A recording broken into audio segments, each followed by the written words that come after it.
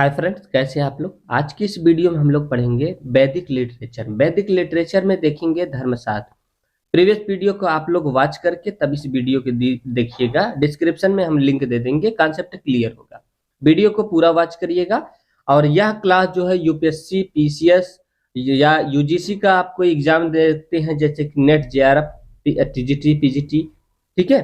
SSC, CGL आप करना चाहते हैं या फिर आप बैंकिंग क्रैक करना चाहते हैं तो आपके लिए बहुत इंपॉर्टेंट क्लास है ना। आइए शुरू करते हैं कि वैदिक लिटरेचर में धर्मशास्त्र। सर्वप्रथम हमको धर्मशास्त्र से ही यह जानकारी होती है कि जो हमारे कोड ऑफ कंडक्ट है ना, जिसको राइटियस मोरल लॉ कहा जाता है। धर्म का मतलब होता है कोड ऑफ कंडक्ट, ठीक है। यह धर्म शास्त्र यानी शास्त्र का मतलब कि जो उस विषय पे लिखा गया हो। तो जो हमें code of conduct, righteous moral law. Code of conduct क्या होता है? कोड ऑफ कंडक्ट ये होता है कि किस तरह से समाज में जो लॉ एंड ऑर्डर होना चाहिए रिगार्डिंग टू रिलीजन, वो किस पर्सपेक्टिव में होना चाहिए, उसी को कोड ऑफ कंडक्ट कहते हैं। राइटियस मोरल लॉ है ना, या आपको राइटियस मोरल लॉ देखने को मिले तो धर्म का मतलब होता है कोड ऑफ कंडक्ट या राइटियस मोरल लॉ। यह किस परिप्रेक्ष्य में बनाया जाता है? इन कंसोनेंस ऑफ यूनिवर्सल नेचुरल लॉ। जो नेचुरल लॉ है उसी के परिप्रेक्ष्य में इसको क्या किया जाता है? बनाया जाता है, ठीक है। कि हमारे कोड ऑफ कंडक्ट ऐसे होने चाहिए कि जो हमारा नेचुरल लॉज है वह कम से कम इफेक्टिव होना चाहिए, ठीक है। उस पर कोई दुष्प्रभाव नहीं होना चाहिए। तो इसकी जानकारी हमको कहाँ मिलती है? धर्मशास्त्र में मिलती है। इसीलिए धर्म का अर्थ ही होता है कोड ऑफ कंडक्ट या राइटियस मोरल लॉ, ठीक है। उसके बाद बोला है धर्म जो रेफर करता है किसको? पुरुष अर्थ को। पुरुष अर्थ क्या होता है? पुरुषार्थ। पुरुषार्थ का मतलब होता है लाइफ गोल, जीवन के जो आपके क्या है गोल है, ठीक है। तो धर्म किसका वर्णन करता है? पुरुषार्थ को। यानी धर्म ये हमें बताता है कि पुरुष का अर्थ क्या है, जीवन के जो लक्ष्य है वो क्या है, ठीक है। इन आर राइटियस कंडक्ट, एक सही तरीके से व्याख्या हमको यही देखने की मिलती है। कहाँ? धर्म शास्त्र में। उसके बाद बोला है dharma deal all of these as kama sensual pleasure. धर्म इन सबका वर्णन करता है, जैसे कि काम को क्या बोलते हैं? Sensual pleaser. अर्थ को, अर्थ का मतलब होता है भौतिक सुख, मैटेरियल वेलबींग, है ना। मोक्ष, मोक्ष का मतलब होता है मुक्ति, जीवन और मृत्यु के जो चक्र है उनसे मुक्ति, liberation from the cycle of life and death. तो धर्मशास्त्रों में हमें क्या क्या मिलता है? कोड ऑफ कंडक्ट मिलता है, पुरुषार्थ मिलता है, और धर्म हमें काम यानी सेंसुअल प्लीजर के यानी इंद्रिय सुख के बारे में भी बताते हैं। धर्म हमें अर्थ के बारे में बताते हैं, धर्म हमें मोक्ष के बारे में बताते हैं। आई होप इतना आपको क्लियर हो गया। उसके बाद क्या बोला है कि धर्म is divided into two part. धर्म को दो भागों में बांटा गया है। नंबर एक धर्मसूत्र है। धर्मसूत्रों की रचना 600 बीसी से 300 बीसी में की गई है। जी, ये बीसी में की गई है। उसके बाद नंबर दो है स्मृति। स्मृति की रचना जो है 200 बीसी से 900 सेंचुरी के बीच हुई है। यानी ये कहा जाता है कि आपसे यूपीएससी पूछती है, पीसीएस पूछता है, ठीक है, कि धर्म सूत्र और स्मृति किसके भाग है? धर्म शास्त्र के भाग हैं। तो आप यस मार्क के उसमें ऑप्शन को आइए कि धर्म सूत्र काम का जिक्र करता है, पुरुष का जिक्र करता है, ठीक है, और मोक्ष का जिक्र करता है, यस करता है, ठीक है।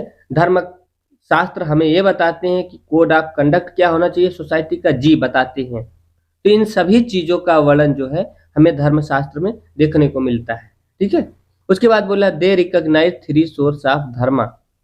ये धर्म के तीन सोर्स को बताते हैं कि धर्म का तीन मुख्य स्रोत है। कौन कौन? वेद है, स्मृतिज है और शिष्टाचार है। यानी वेदों को कहा जाता है श्रुति, जो सुना जा सके, है ना। स्मृति विच इज रिमेम्बर्ड, जिसको याद किया जा सके, वह स्मृति है।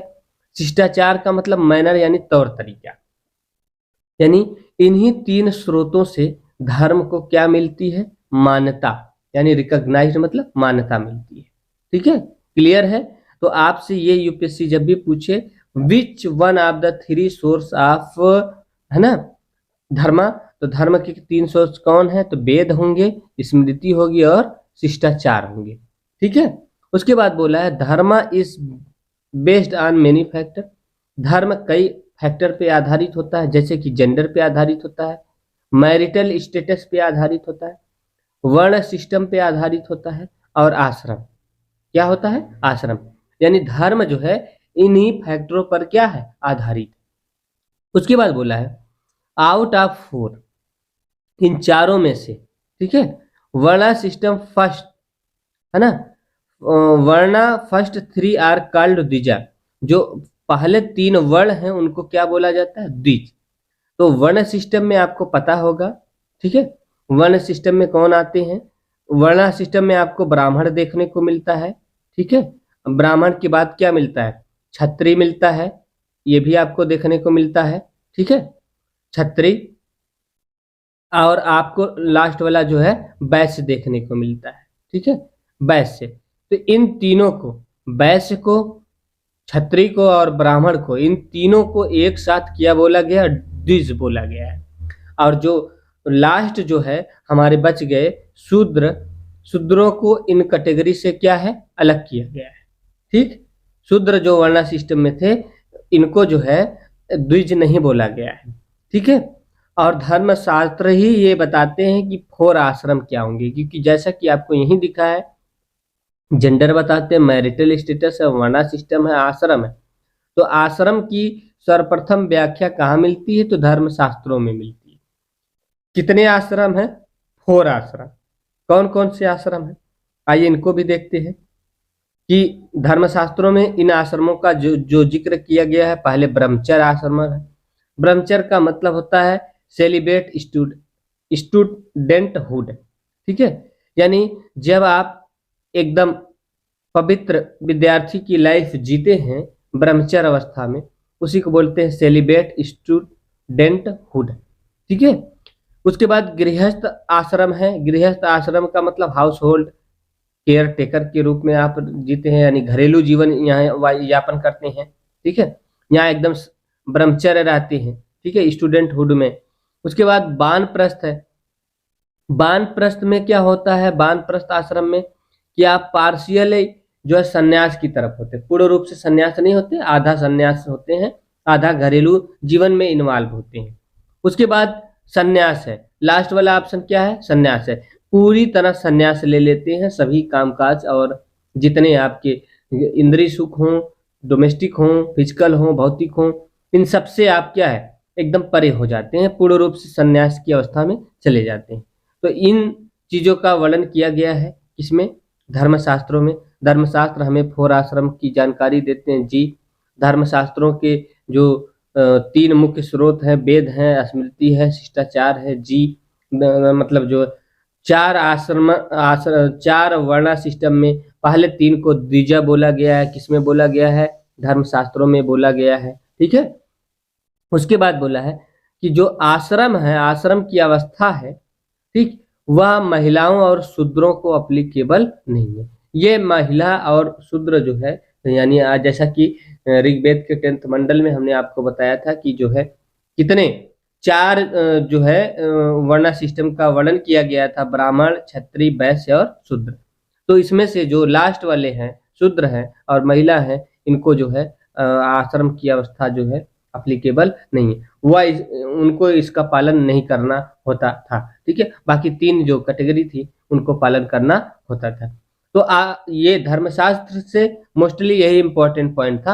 अब आइए इपिक को देख लेते हैं, इपिक में क्या क्या इंपॉर्टेंट है हमको। ये आर्ट एंड कल्चर के थ्रू आता है, तो इपिक में आइए देखते हैं इपिक में क्या है।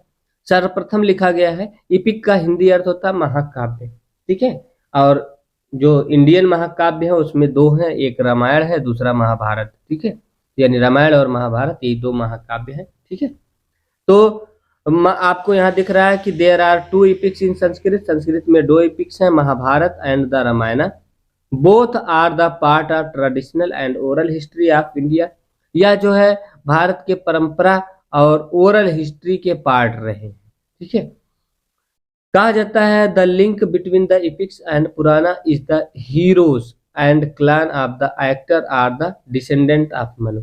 जो पुराण है, इपिक है, और पुराणों में संबंध यही है कि दोनों के जो हीरो थे और हीरो का जो वंश था, क्लैन मतलब वंश, है ना, यानी इनके जो हीरो थे और हीरो के जो वंश थे वह सब मनु के वंशज थे, डिसेंडेंट ऑफ मनु। किसके वंशज थे? मनु के वंशज थे।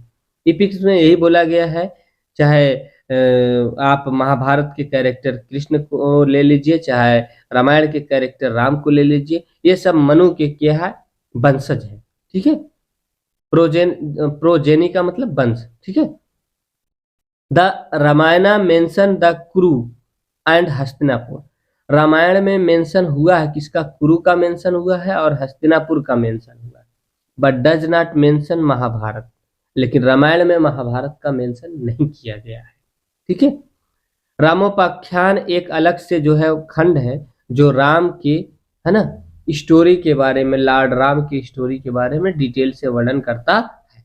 तो हमसे यूपीएससी में, पीसीएस में, सीडीएस में, एनडीए में जो जीके जीएस का क्वेश्चन बनता है वह यही बनता है कि सबसे इम्पोर्टेंट पॉइंट कि रामायण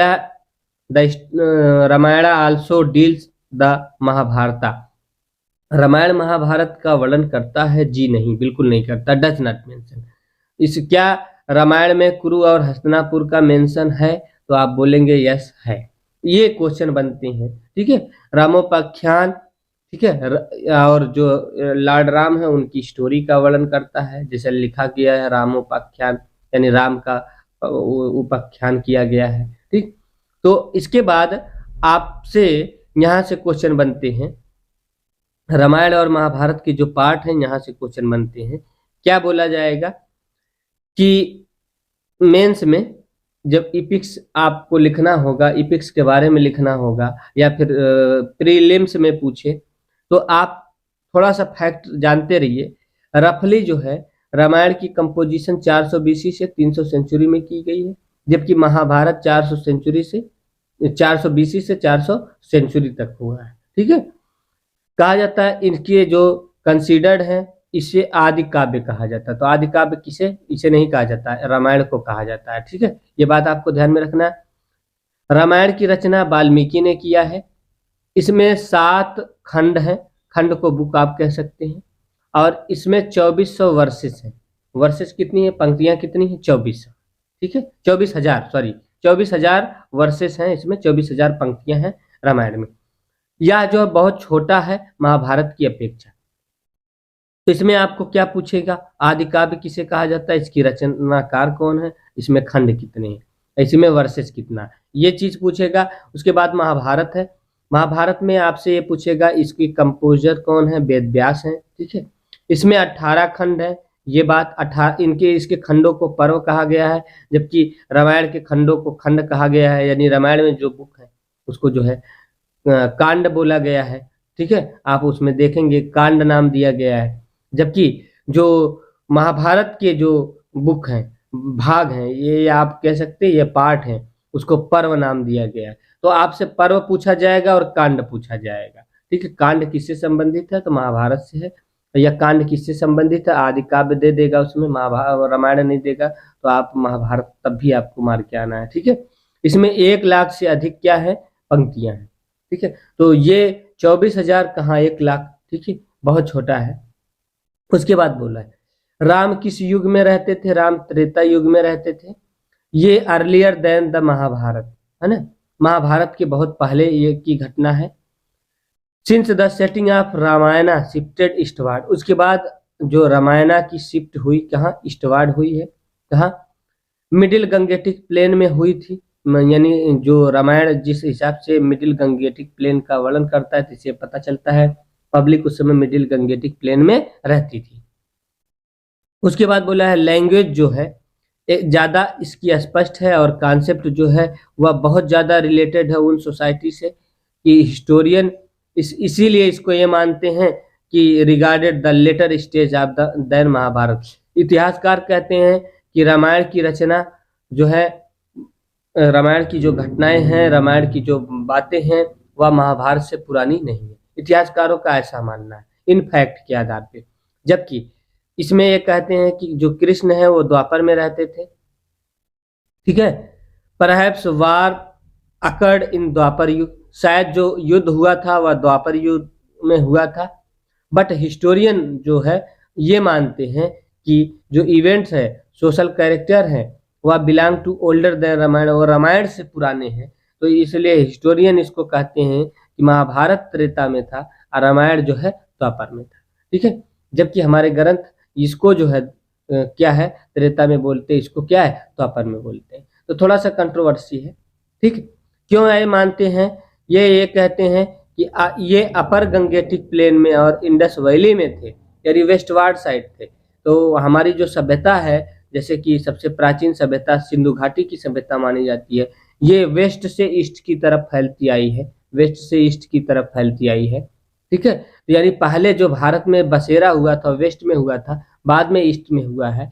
इसका यह मतलब कि जैसे जो भी ये महाभारत की जो घटनाएं हैं सब वेस्टवार्ड है, जबकि रामायण की जो घटना है ईस्टवार्ड है। इससे इतिहासकारों का यह मानना है कि रामायण जो है बाद की घटना है, महाभारत पहले की घटना है। जबकि हमारे धर्मशास्त्र और हमारे एपिक ये बताते हैं कि जो रामायण है ये पहले घटित हुआ और जो महाभारत है वो बाद में घटित।